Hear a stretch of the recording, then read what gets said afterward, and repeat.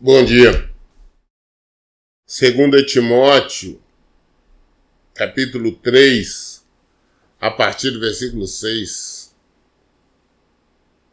Segunda carta de Paulo a Timóteo, capítulo 3, a partir do versículo 6. Porque são pessoas assim que se intrometem pelas casas e conquistam mulheres insensatas, sobrecarregadas de pecados, as quais deixam levar por toda espécie de desejos. Elas estão sempre aprendendo, mas jamais conseguem chegar ao conhecimento da verdade. Nós vemos hoje tanta história. Muitas das vezes eu ainda compartilho ali no Facebook, nas redes sociais, nas mídias sociais, histórias esdrúxulas que eu vejo, que eu fico sabendo que estão acontecendo. Já fui criticado algumas vezes, pastor, só fica divulgando coisa que acontece no meio evangélico e você não está construindo, só está desconstruindo. Mas não é essa. A questão é que nós temos que ser luz, e luz nós temos que mostrar as trevas. Tá? Não é porque tem alguém que se diz pastor, porque ele é um ladrão, ele é estuprador, ele é um delinquente, ele é um bandido, que eu vou me calar. Ao contrário, eu vou mostrar para todos. Para mostrar o engano, como que o diabo age no nosso meio. Tem um bando aí que andam saindo, e estou cansado de mostrar. Na verdade, quase todos os dias eu mostro algo semelhante. Alguém se dizendo pastor, ou agindo como pastor em alguma denominação, envolvendo-se com mulheres, supostas ovelhas, indo na casa de ovelhas, e acaba relacionando-se com elas. Estas mulheres também não são inocentes. Não adianta tentar passar, não, uma coitadinha, não são coitadinhas. Elas caem nesta lábia porque querem. Apesar de constantemente estar em igrejas, elas não aprendem nada. São carnais. A preocupação delas é atender o desejo da carne. Satisfazer a vontade da carne. E são muitas. E assim acontece. São vários casos de mulheres que vêm até mim e falam, meu marido é pastor, meu marido é um presbítero, é isso, é aquilo, mas ele está envolvido com esta ou com aquela mulher, com a irmãzinha daquela ou da outra. Infelizmente. Pastor, essas mulheres são inocentes, caiu na lábia. Não são inocentes. Elas buscaram, elas queriam, elas desejaram. Eu já tive situações em que suposta pastora, né? Uma pastor no conselho de pastores, que um pastor fez um monte de coisas com ela, depois que abandonou, porque ele era casado, foi para a direção, né, do conselho e pediram então para mim cuidar do caso. Tanto um quanto o outro eram safados. Esta que é a realidade. Ela não era santa, não era santinha, e mesmo porque depois ela tentou dar em cima de mim. Então são como essa que ele está falando aqui. Mulheres insensatas sobrecarregadas de pecados, as quais se deixam levar por toda espécie de desejos. Se deixam conduzir. Elas estão sempre aprendendo, mas jamais conseguem chegar ao conhecimento da verdade. Por mais que esteja na igreja, por mais que esteja falando, que é do Senhor, que está fazendo a vontade do Senhor, são mentirosas. Porque elas estão preocupadas em atender a vontade da carne. Tem várias mulheres que me procuram. Pastor, eu quero a restauração do meu casamento. Mas logo na primeira conversa eu vejo que elas querem mais ou menos uma vingança. Eu quero trazer meu marido de volta. Mas se ele não vir também, ela já está indo para outra. Ela não está nem aí. Ela quer satisfazer o seu desejo da carne. São pessoas que usam primeiro, eu dou-lhe um conselho qualquer e tchau. Eu não vou prosseguir com atendimento porque eu sei que elas não têm compromisso com isso. Muito bem. Versículo 8.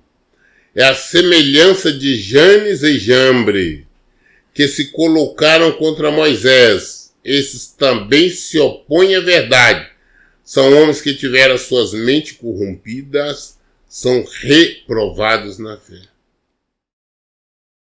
Assim como Janes e Jambre. Janes e Jambre eram aqueles dois mágicos, aqueles dois quando Moisés foi diante de Faraó e jogava ali, né, o seu cajado no chão, e o cajado se transformava em uma serpente, por exemplo. Eles também faziam semelhante, só que a serpente que Moisés, ali do cajado, engolia a serpente deles.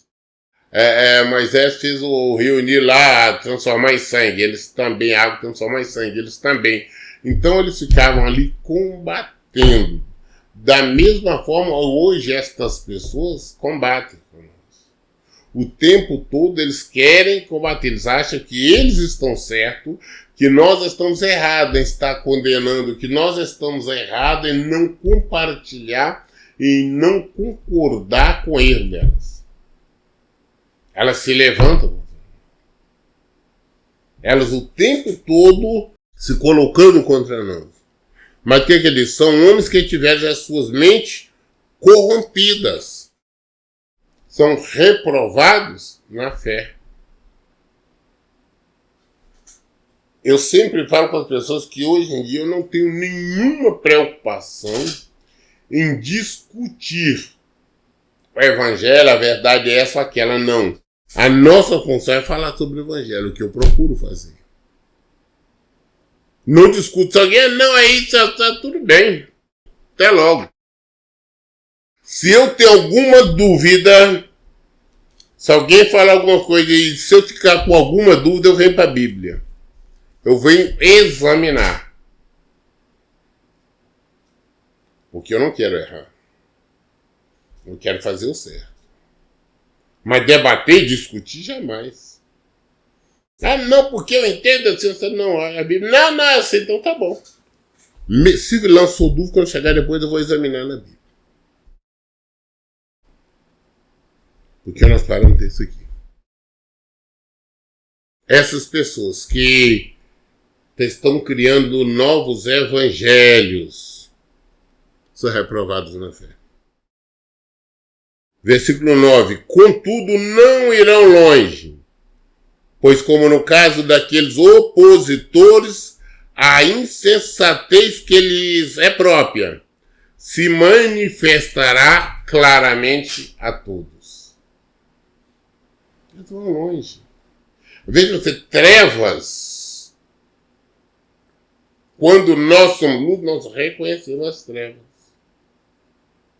Hoje, quem é cristão, quem é praticante da Bíblia, quem é praticante do Evangelho de Jesus Cristo, observa os ensinamentos, as práticas, as falas destes supostos pastores. O que eles vivem, o que eles pregam na igreja deles, e estando na luz, nós vemos a luz. Nós estando na Bíblia, nós sabemos que não são homens de Deus e que estão reprovados na fé. Por isso se manifesta claramente a todos. Versículo 10. Tu, porém, tens seguido atentamente a minha teologia, procedimento, propósito, fé, paciência, amor, perseverança, observado minhas perseguições e aflições que sofri em Antioquia, Icônio e Listra. Quantas perseguições suportei, contudo, de todas o Senhor me livrou. Então, para falar com o Timóteo, olha, você tem seguido aí atentamente a minha teologia, você tem seguido o meu ensino, que é esse Evangelho de Jesus Cristo, que é o que nós temos procurado fazer sempre, pregar este Evangelho, o Evangelho de Jesus Cristo. Seguindo a minha teologia, o meu procedimento. Como é o meu procedimento? Eu tenho procedido como homem de Deus, como servo do Senhor? O meu procedimento representa o reino de Deus? Eu posso afirmar que sou representante do reino de Deus?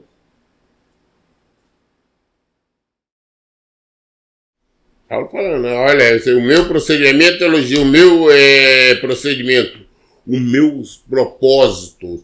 Qual que é o meu propósito? É o reino, a salvação, é vida. Qual que é o meu propósito? Espalhar o mais possível a verdade, o Evangelho de Jesus Cristo. Espalhar a verdade aos 4 cantos do planeta.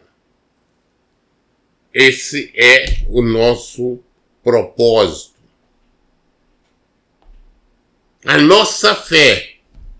Nós vivemos o Evangelho, nós praticamos, nós ensinamos, nós acreditamos. A nossa fé nos impinge a fazer isso, sabendo que nós estamos caminhando em direção à vida.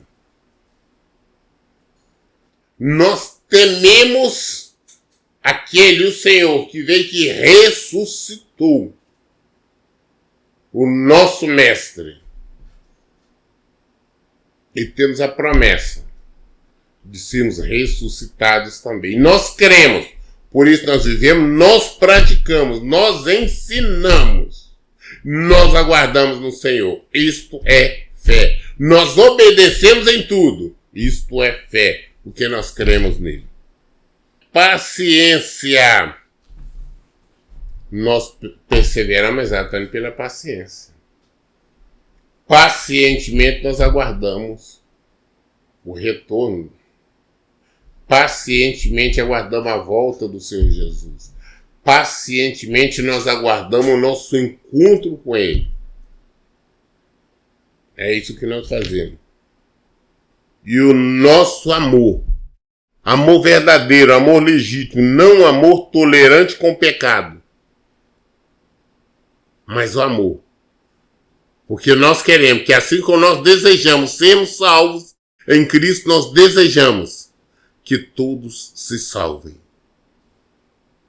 Por isto, pregamos, evangelizamos, corrigimos, exortamos.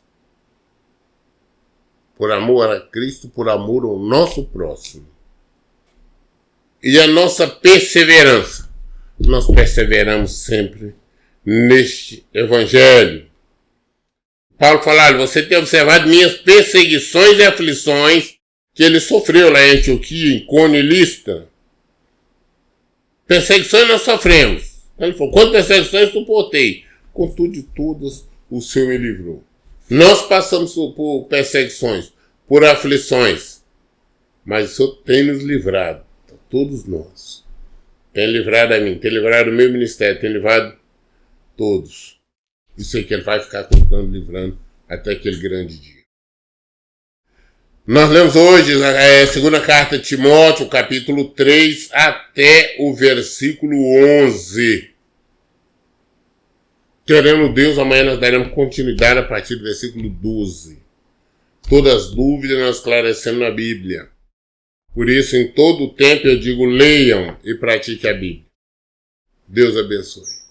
Então, bom dia.